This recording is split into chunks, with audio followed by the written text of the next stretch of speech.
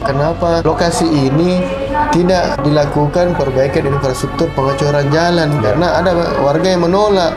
Saya bilang sama warga, kalau kita menolak, artinya kita menghalangi program pemerintah. Kita harus tanda tangan surat pernyataan penolakan. Sehingga ada dasar kami dan pemerintah untuk memindahkan ini lokasi perencanaan pengecoran.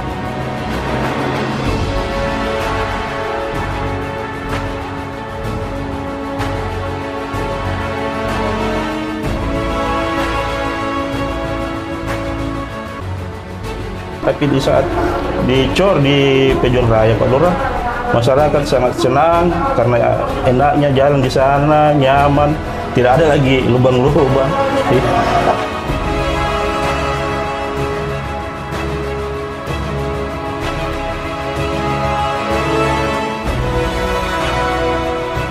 Pak Lurah, saya tuh dapat tikis